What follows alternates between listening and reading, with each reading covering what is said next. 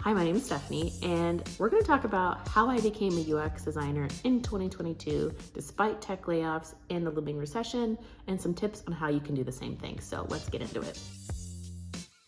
First thing, background about me, just to give you some context. I was an interior designer for 7 years before making the switch to UX. I did residential, but my last couple years were spent mainly doing commercial design. So I will be transparent in saying that having that design background did kind of give me an advantage because some of the UI aspects came a little bit easier to me, as well as the design thinking process. April 2021 is when I joined a bootcamp, specifically Springboard was the one that I did, the UX UI designer track. And in another video, I can get into what my thoughts were about that boot camp. I'll do that in a separate video. I knew I needed some kind of formal training, just the way that my mind works and the way that I like to learn. I like to have homework, I like to have assignments. So I knew I needed that kind of structure that a boot camp would provide. So that boot camp took me from April all the way to December. So like 8-9 months of like solid work. I was still working my full-time interior design job, then coming home and then doing a few more hours at night of UX work. So I completed my boot camp December 2021, and then come January 2022 is when I really hit the ground running in terms of applying for jobs. Applying for jobs was grueling. I can't even tell you how many hours I spent on LinkedIn. Oh my God, like LinkedIn and I was funding LinkedIn with how often I was doing it. LinkedIn is my social media now. Like, it's crazy. I'm not even on LinkedIn for a job hunt anymore, and I'm still on there just like, oh, what's going on? Oh, somebody got laid off. Oh, there's a new position. Like, it was so ingrained in me. But the job process, the job hunting process was a lot. And I'm not gonna sugarcoat it. You might get lucky and you get a job within 2 months and the timing is on your side. For me, the timing was not on my side. It took me a little over 6 months. I was past the 6-month point when I finally got my job, the offer. So within those 6 months, it was a lot of talking to recruiters, doing info interviews, applying. I can get into that in another video about the application process and the job hunt process, but overall, it was not easy, and I wanna make sure that people know that, like, it's gonna be tough. Some people, they have great timing and it's pretty quick, but for me, it wasn't the case, so I just wanna be honest. Like, you don't know what kind of experience you're gonna get, so keep that in mind. So how did I do it? So first thing, and it's not fun to hear, 6.5 months of applying to jobs. You have to put in the time to apply and make sure your application is good. Make sure your cover letter is good. Make sure you have your resources set so you can apply a little bit easier. Something that I had a working Google Doc that had like my cover letter, some kind of pre-written answers for questions, my links to my portfolio and my LinkedIn. So that just made it a little bit easier having like a side document to keep all of that tracked. So that's one thing. Make sure you're organized as you apply for your jobs. I wouldn't discount cold applying for a job. The job I currently have, I did that exact same thing. I saw the posting on LinkedIn, I applied, and that got the ball rolling. You know, I'm kind of shortening the whole story, but that's really what I did. But behind the scenes though, I was on LinkedIn every single day. I was touching up my portfolio, tweaking my resume, I was cleaning up my LinkedIn. So I was doing all this other work to make sure that when I did apply to something, I was putting my best foot forward. So something else you want to keep in mind, don't discount the cold apply. I know some people get their jobs through a recruiter or a friend that works there, or an informational interview. I did all of those things, and unfortunately that didn't get me my job, but that's not to say that those options aren't viable, because they are. Should you become a UX designer? It depends, which is kind of a crappy answer, but it depends. I would say yes.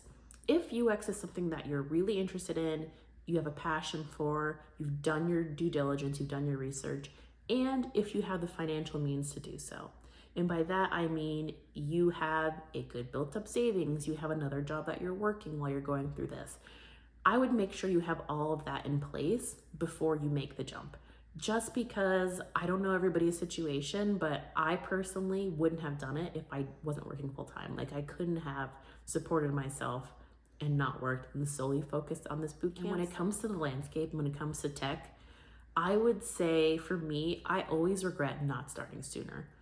Like, I made the choice January 2021 and didn't start my bootcamp till April. So even those couple of months, I wish I had started sooner. And the thing is, like, if you have the financial ability to do so and you've got another job, go through the boot camp.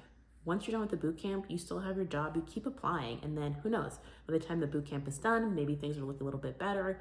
Really, if you feel that you're being called to UX or you feel like you have a really good passion for it, you can really bring a lot to it, I wouldn't let scary times stop you. There's always going to be scary times, but imagine the scary times are over and you have your UX certificate. Or would you rather be, I waited, the scary time's over, now I'm gonna start my boot camp? No, because by the time the scary times are over, there's gonna be a lot of jobs that you wanna apply for maybe. It's like, it's scary now, but it's not gonna be scary forever, hopefully. I have one trick that inadvertently helped me get my job that I wanna share. When you're making your portfolio projects, when you're creating a case study, when you're picking whatever project that is that's gonna go in that portfolio, I want you to think about what industry do I want to be in. The reason I want you thinking about that is because you can tailor your case study to the industry that you want to be in. This is not groundbreaking, but let me break it down a little bit. One of my case studies in my portfolio was an e-commerce website. So this e-commerce website was kind of straightforward. You had the seller side, you had the buyer side, what that kind of looked like, a dashboard versus like a checkout page, kind of standard stuff, but marketplace, e-commerce. The job that I currently have, my role is going to be creating a marketplace, so to speak. So my case study directly correlated to the kind of person that they were looking for. If my case study had been about, I don't know, a new app, a kind of competitor to Lyft or Uber, then my current company would not have maybe want to put me in this role. And that, not to say that it's a bad thing, but I definitely think you can use that to your advantage. So if you know you want to say you want to work on an app that helps with loans or financing, in your case study, you should have something that talks about that directly.